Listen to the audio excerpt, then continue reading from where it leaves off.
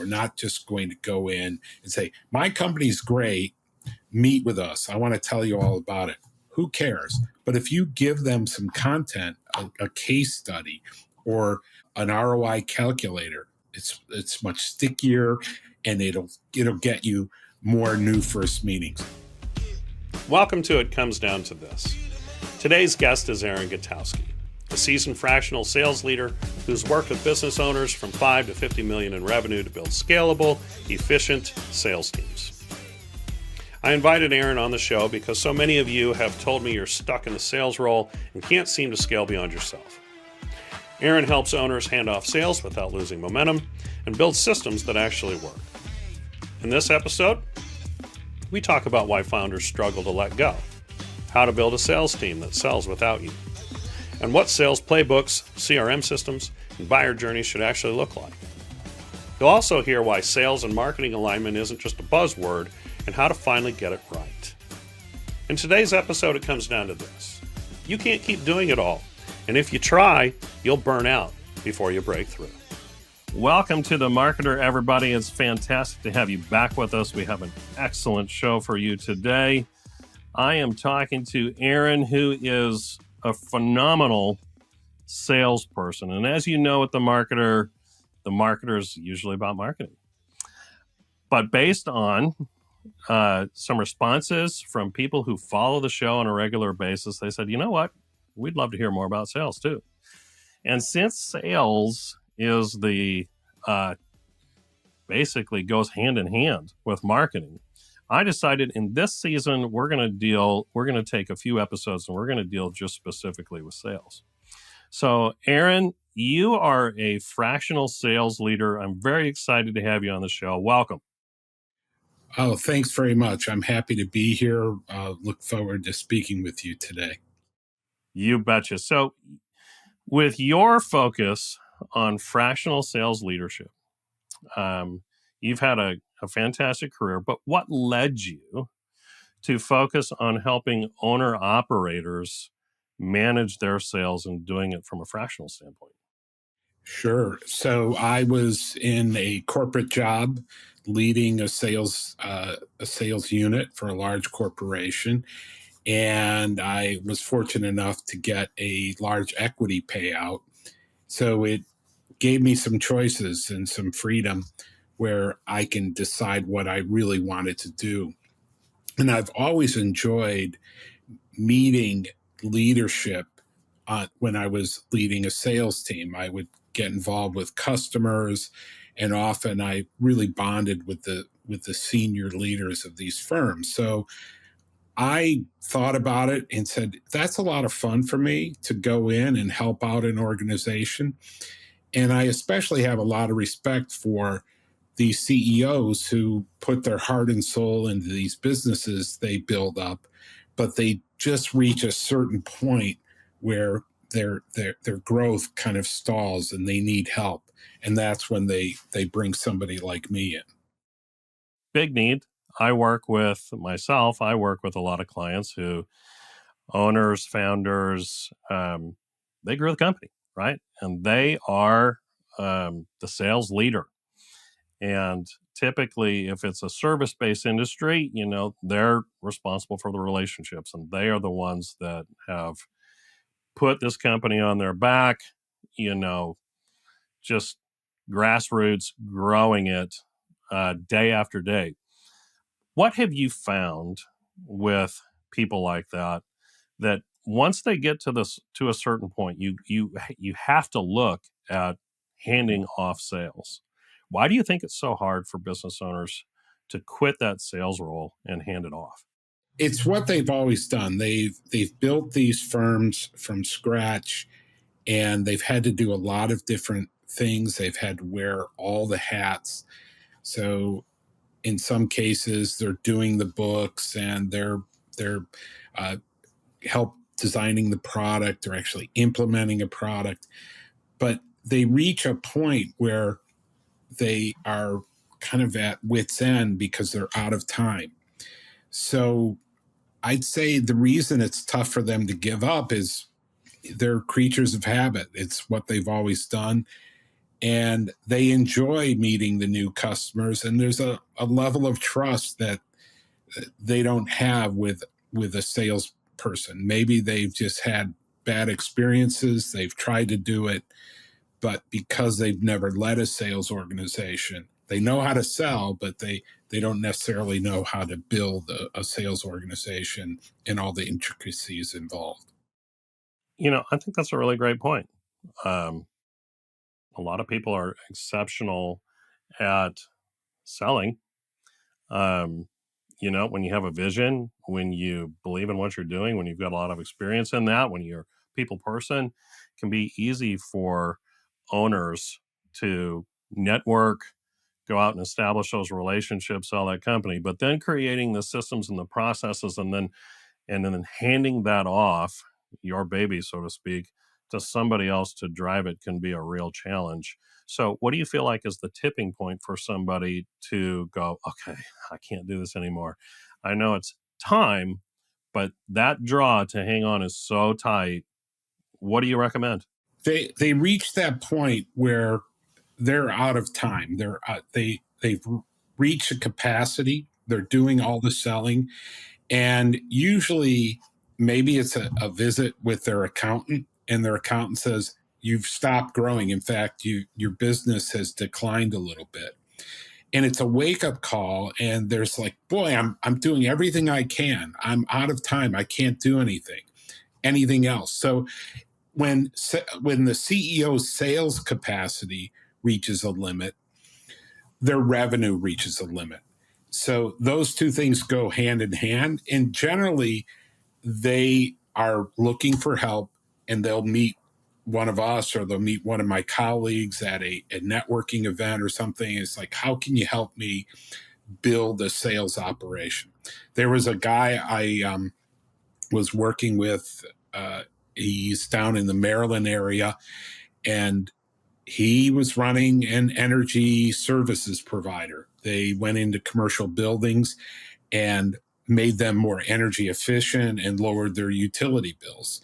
So he was finding he was having to get up at 3:30 in the morning to work on proposals.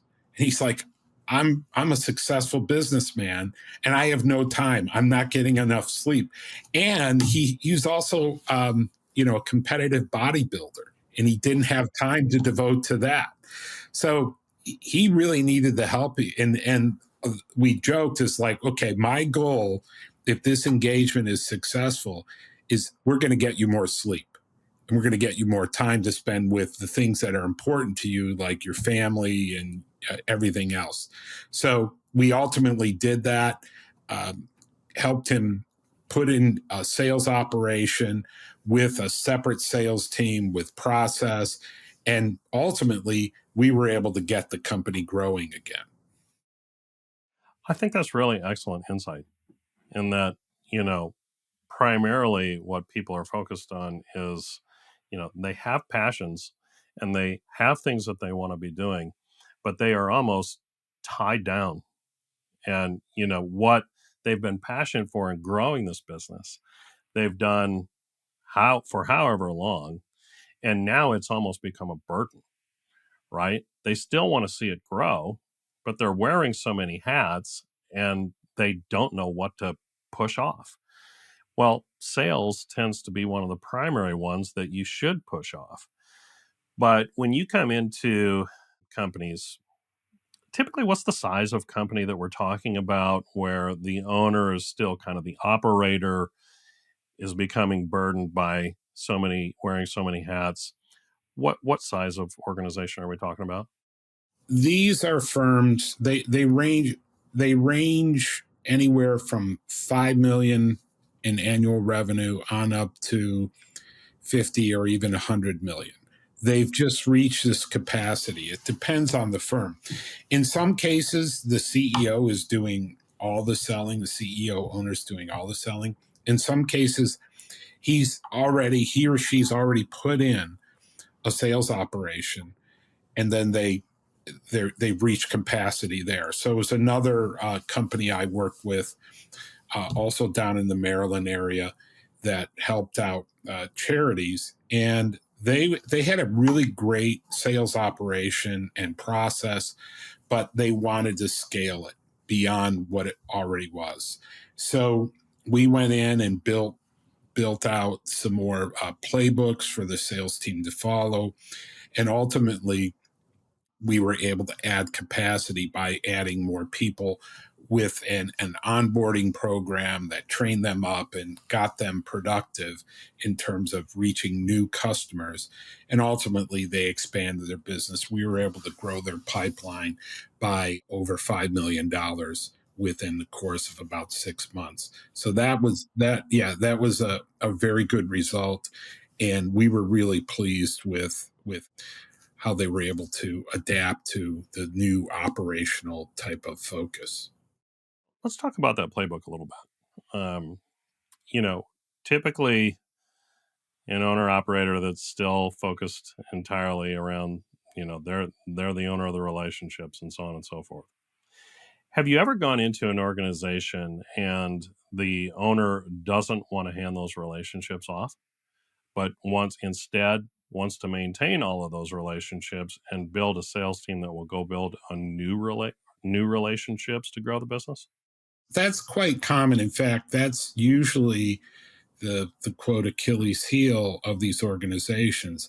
They're very good operationally speaking in terms of delivering their service or product to their customer base, but often they're not very good at acquiring new clients in new markets. So we take a look at another firm I helped that had they offered, they're really a recruiting firm. They recruited nurses internationally for large healthcare because there's a huge nursing shortage. They had a tremendous demand because they started right after COVID and they grew to close to $50 million in a short period of time. But they didn't have any process in place.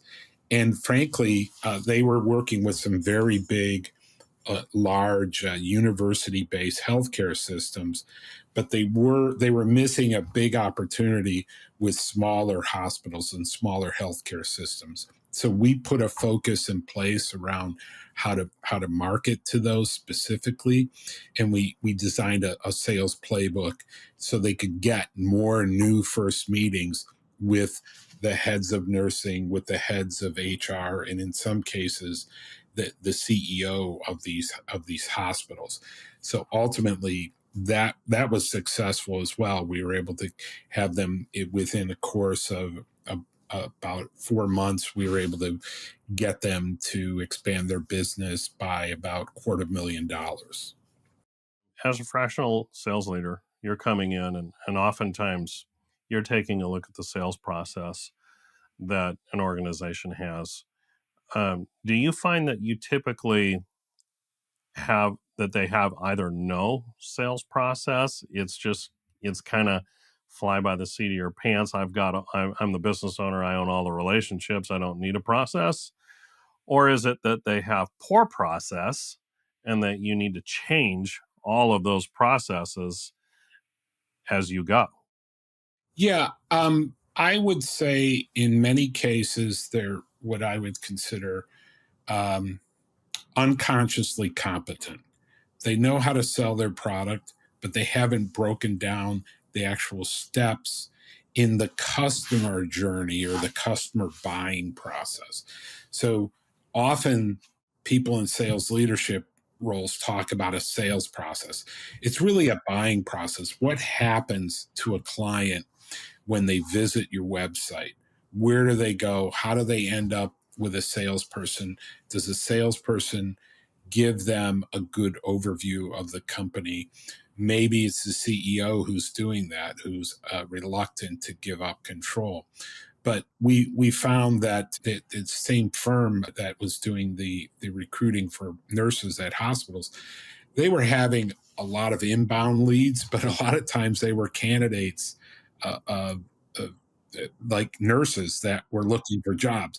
And they had to figure out where we had to do something operationally to make sure that we wanted to talk to those nurses, but we didn't want the salespeople to talk to them. That was a waste of their time. So we wanted to make sure we had a process set up so we routed the incoming leads to the right people. That right there is why I like having salespeople on the show now, because, you know, you identified a problem, which marketing departments sometimes miss, right? We have a website and the goal there is to develop leads. Well, what's happening is we're also filtering in people that are not leads, yet they're still being captured and going to the salespeople, which then in turn, the salespeople are wasting their time on that and they're not being filtered into the right place. How how much do you work with marketing departments when you're coming into companies and setting up sales organizations within? I'm glad you brought that up because it at the top of the call you were talking about demand to hear about the sales side.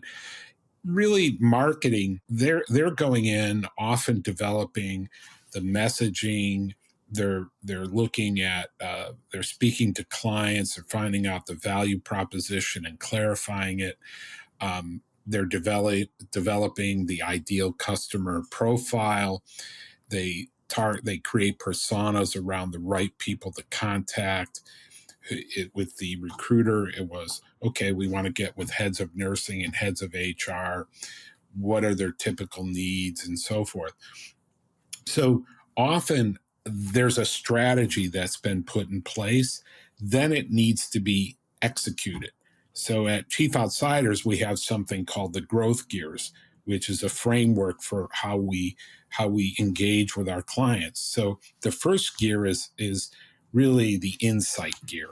It's to assess the current situation, learn the company inside and out, and that gear will help drive the second gear, which is the strategy. So you really need to have all the insights down before you develop a strategy. And then usually at that point, you can bring in the execution gear, which is the salespeople, where they're taking all that sales collateral, the ICP, the target account list, the messaging, and they're turning it into a playbook to go after cold call people, send them emails, send them LinkedIn messages. There's a lot of contacts they have to do before they score that new first meeting for new opportunities. It's interesting what you said there, in that it sounds like the way you position it is you want to focus on the strategy at the top level. That includes the marketing department. And so you're defining your messaging, you're defining that ICP, ideal client persona, for those that are listening, and you want to create that messaging strategy and the sales approach. And you said something earlier that I really resonate with, which is a customer journey. Every company has a customer journey, and that is, goes from, oh, I've discovered that I have a problem, now I need to learn how I'm going to solve it, and then who's going to solve it, and what's the price going to be, and then I'm going to select who solves that. So are you involved, from that beginning stage of discovery all the way through close? And is that kind of what you've defined as your sales process, and including the different element like a CRM and an automation outreach and program and so on and so all the way through that? Yes, and it's a lot of talk about how much of a client research used to be done with a salesperson. They would learn about the product through the salesperson. Much of that occurs online now by them doing a Google search.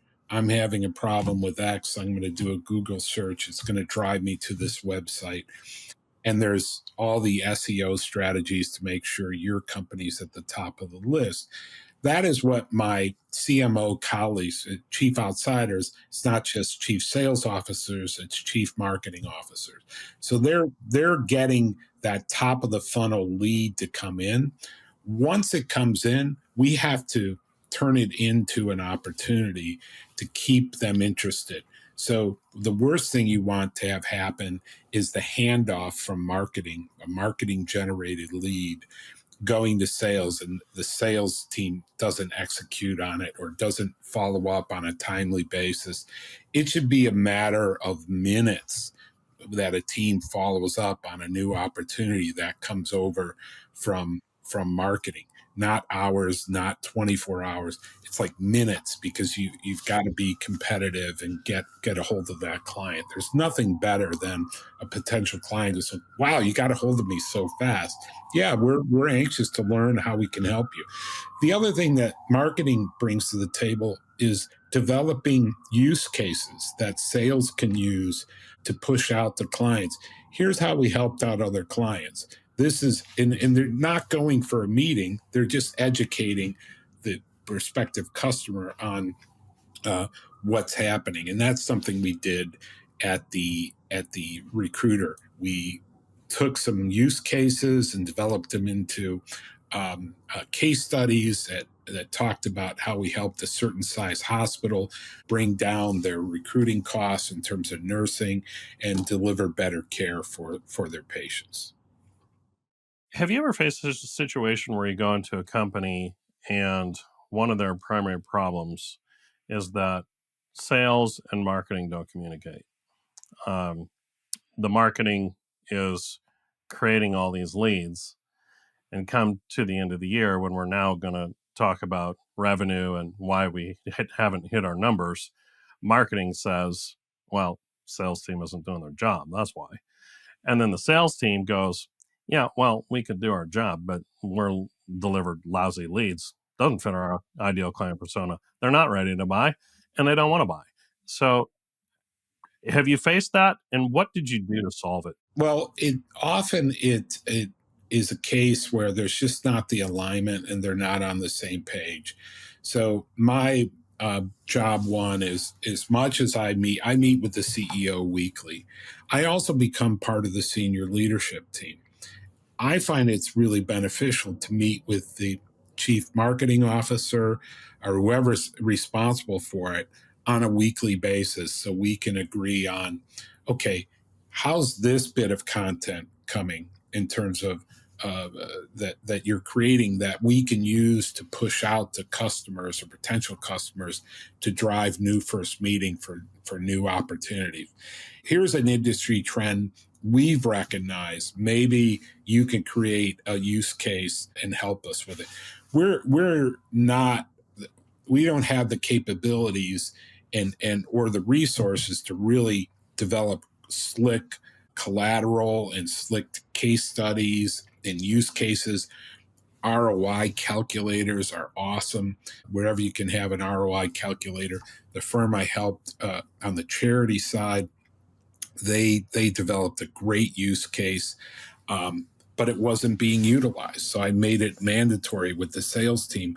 On every deal, we're going to utilize this opportunity analysis, because it was extra work for the sales team. But I made sure that they did it to leverage it, because when it got to the final decision, the economic buyers of those clients, usually a board of directors at a large charity, they want to see the return that this solution that they're about to invest close to $100,000 in is really going to deliver a return.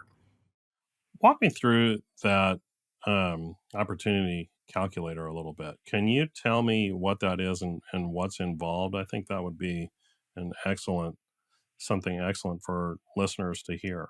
Absolutely. So in the case of the firm that helped out the charities, what they helped with was identify donors who've donated money before, but also would have a propensity to make a major gift or even a legacy gift after they pass away. So how do you find those people if you've got more than 10,000 donors in your database? You have to send them a survey. So what we would ask for in the early stages of the buying process on the charity side is, hey, why don't you give us your number of your donors. We're going to plug it into our analysis here, and we'll come up with the average return that we can calculate in terms of major gifts. And we would come up with a specific number. If you invest just under $100,000 in our solution, we're going to deliver this many millions of dollars in legacy and major gifts. So that really opened the eyes of the leadership, not just the executive sponsor who was responsible for fundraising, but the board of directors, the leadership team of these charities. And that just helped us increase our close rates dramatically. Oh, I can imagine that it would. Those are that's a great example for like a nonprofit that's got a list of maybe past and current donors. Right.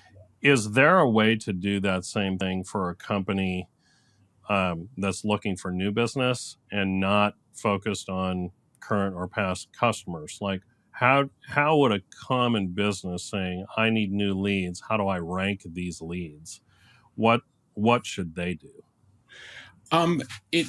In many cases, just let me be clear on the question. So this is a business who wants to develop an ROI calculator so they can find new sales. No, more of, okay, I've got a lead coming in.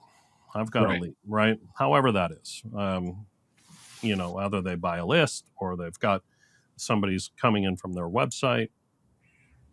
How do they rank that lead in terms of probability of close, if you would? Like Sure. Lead scoring is one way to do it, and you can assign a certain number of attributes to leads coming in. So at the hospitals where the nurses, we were replacing the nurses, we identified hospitals that were in the 250 beds, approximately between 250 and 500. These were hospitals that they were in rural areas where it was not as easy to recruit people. Nurses often want to work in big markets and big cities. So the international nurses, they're not concerned about that. They're just concerned with a better lifestyle and living in the U.S. So it was important to have that segmentation down.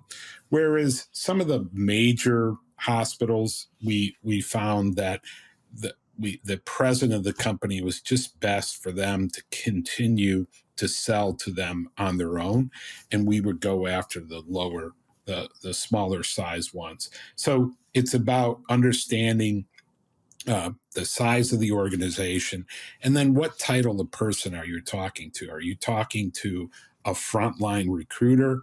Probably not a good lead. Or are you talking to the head of HR or the head of nursing? That's probably a good lead. So those titles and personas are important as in terms of identifying that, and then what their cost of recruiting was. How much do they have to pay a nurse to join them, including signing bonuses and so forth. So all those kinds of aspects would feed into that firm's ROI calculator, so they can see the return on investment for doing business with that firm.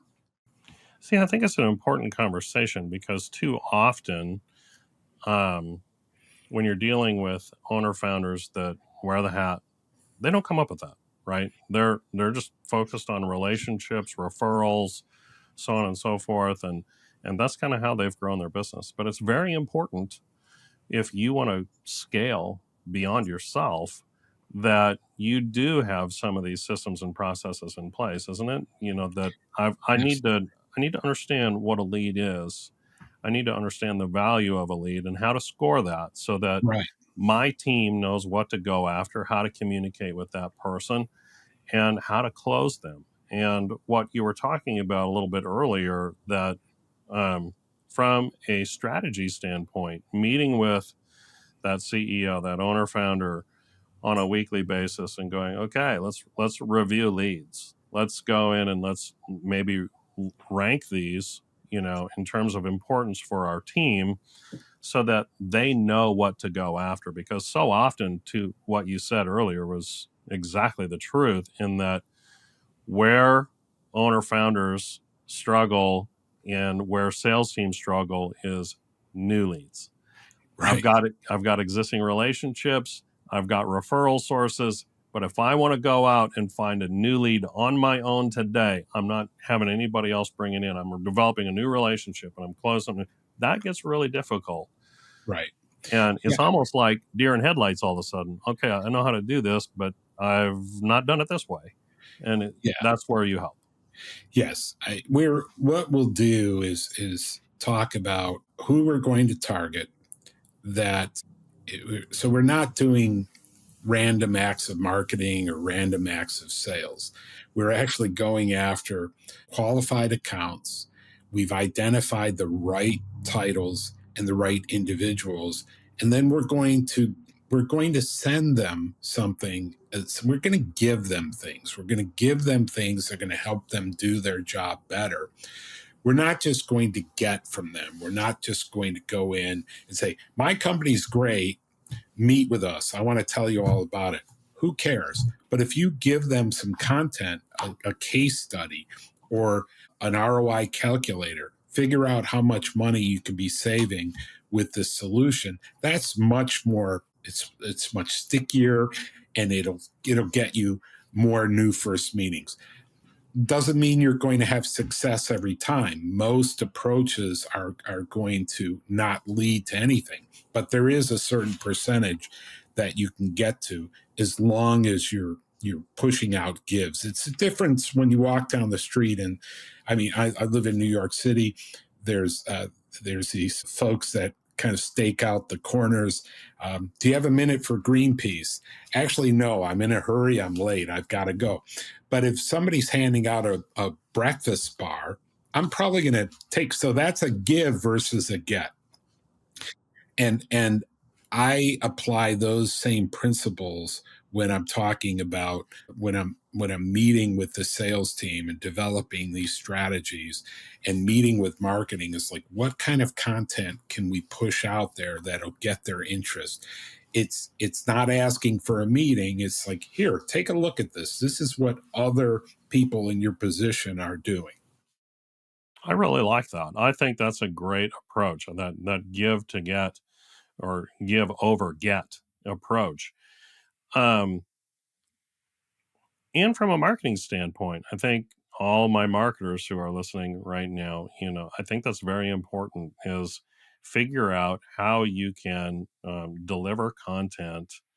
I hate gated content, by the way.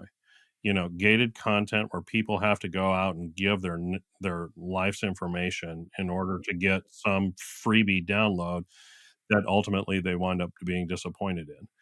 Just give it away, and let them have it, because back to this customer journey, at the point that they become educated, you've now become a trusted source, and they will then reach out to your teams. If you're gating everything and it's more of a get scenario, you're going to have far less. Do you agree? Oh, absolutely. Yeah. Make it easily accessible on your website, a quick one-click download. And go from there. That's often, if and also you can push that content out in an email or in a LinkedIn, attach it to a LinkedIn in-mail message and so forth, other social media, you can promote it. So wherever you're pushing it, you can push it out and then follow up with a phone call. It takes a lot of touches to get a client to the table. Microsoft studied it's 13 touches. That's an absolute excellent segue, because I was just about to ask you, the data, by the way, on salespeople and their follow-up is abysmal, right? Sure. So many salespeople, they'll have one attempt basically, and that's it. Yeah, they give They up. don't get an answer. Oh, They don't want it, Right. But what you just said, it can take up to 13 touches. Now, some of that can include marketing material, but what have you seen for salespeople that are having to get in front of people? How many attempts does it take? And what do you advise them on in terms of follow-up? I advise automate as much as possible. There are great solutions out there. CRMs often have the ability to send out a sequence emails with steps in between. So you send an email, you follow up with a phone call. Mostly you're leaving voicemails.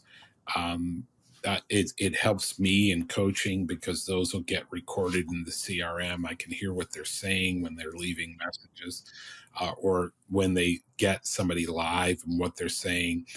It, generally speaking, a good inside sales team that's booking meetings is doing 80 to 100 outbound dials a day. They're sending out emails on top of all that. They're sending LinkedIn connections. So I could tell you, even from my own experience, because I sell chief outsiders. I recently found a client that I engaged with on LinkedIn. It literally took, ironically, 13 in mails to get this guy to show up to a new first meeting with me. So he ultimately, we're very close on a proposal. We, fingers crossed, we'll close it. Uh, it just, you've got to persevere, and that is a certain mindset and discipline that salespeople need to have. And it's actually exciting. They know that every time they pick up the phone or every email they send out, it's an opportunity to find a new opportunity. The other thing you can do is talk about cold calling. There's also warm calling. Okay, where can you get referrals from your existing client base, especially people who have gone from one firm to a new firm and they've used your solution before? Those are incredibly warm leads. They already know you and trust you. They're willing to introduce you to the right people, or maybe they're the buyer at the new firm. So we call those former friendlies. Anybody that has used a product and gone to a new organization. Those are needed to be need to be developed, but often they're very warm. It brings up kind of where I wanted to go for this last segment, which is how hard is it to find good salespeople? As a fractional, you're coming in. I imagine a lot of the things that you're going to have to do is help find qualified salespeople to add to the team, or to evaluate the sales team that they have and get rid of the people that aren't going to work.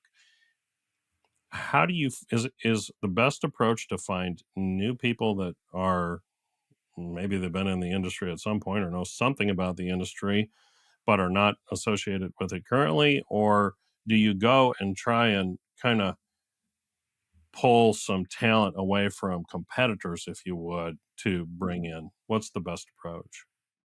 Number one, I focus, maybe there's somebody internally at the organization who might not be in the right job.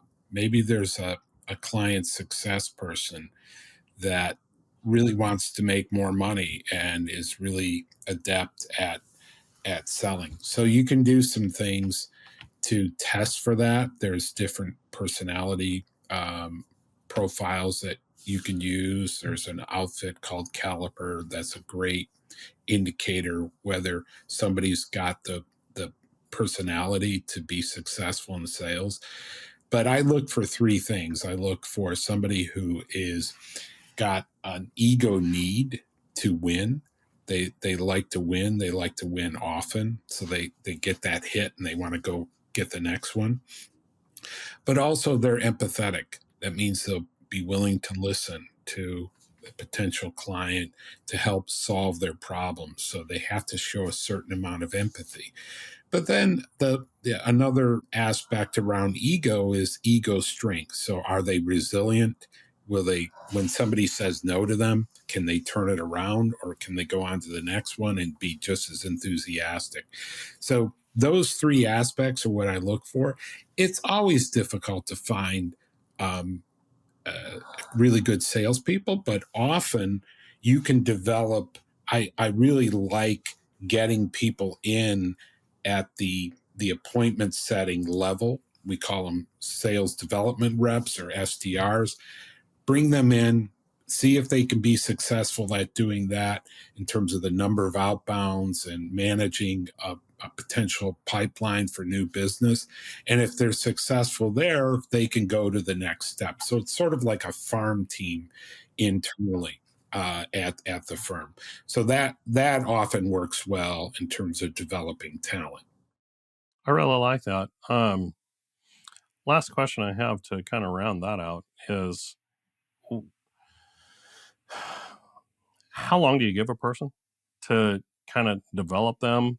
And what's maybe some of the key performance indicators, if you would, that determines whether or not that they'll make it? If if you've recruited properly and you've gone after those three characteristics, then prove it out. See how they're trending in terms of it. You would onboard them. The onboarding is probably going to take 30 days to get them fully trained up so they know where everything is and what kinds of things they should be saying when they call a new prospect. What you want to see is, can they get the activity down? So it's an analogy would be somebody who goes to a gym and they're willing to put in the repetitions with the proper form when they're doing the exercise. So are they doing the activity on a daily basis? Are they getting in the requisite number of outbound calls? Are they saying the right things when they call? And are they able to connect with people and then convert meetings? Are they able to get one new first meeting a day booked, 5 a week, 20 a month? As long as they're trending up over time, to answer your question, finally, 6 months is where you want it. You've got a pretty good indication as to whether somebody's going to make it. You need to give them a fair chance. Some people who've done the job before can come in and quite easily do it. Other folks take a little bit longer. They may not be used to that level of activity, but generally speaking, it's about 6 months. And are sales teams, when you are out kind of building these teams and stuff, or owner operators that are handing all this off, are they typically salaried? So you're giving them a base plus a commission, and how does it average out? Do you scale their salary back as they start to find success over time? Or what have you found the best approach? Is it more of an incentive based approach or more of a foundation approach? Generally speaking, it's 50-50. So 50% salary and 50% commission with no cap. So that's really important. So for an entry level SDR person, you're going to pay them something under 6 figures in terms of a salary, depending on what location they're in. People in New York or LA, San Francisco, they're going to demand higher salaries. But as you go to smaller markets, you can often get really great people for a lower base salary. And with COVID, it really proved out that you can have a team anywhere virtually and still be effective. So the incentive part has to be aligned to the company's goals. So commission should be higher for new opportunities as opposed to existing. So it incentivizes them and keep them focused on new opportunities. Or you can separate the teams and just say, you can only call on new opportunities. You can't call on existing. We're going to have the farmers over here with the existing accounts. They're going to get as much as they can and cross-sell, upsell. and you're focused on the new logos, but you have an opportunity to make more money. And usually the best paid people are the ones bringing in the new opportunities. Excellent conversation, Aaron. I did want to do a show like this that was just kind of purely sales related. How do you build the sales team? How does the owner hand this off? How do you kind of manage these teams with the marketing messaging to the sales or the buyer journey and so on and so forth? It really delivered. Everybody that's listening and watching, I hope you got as much insight out of this conversation as I did. Aaron, it was awesome to have you on the show. Thank you for joining me. Thanks, Monty. I'd love to do it again soon. Absolutely.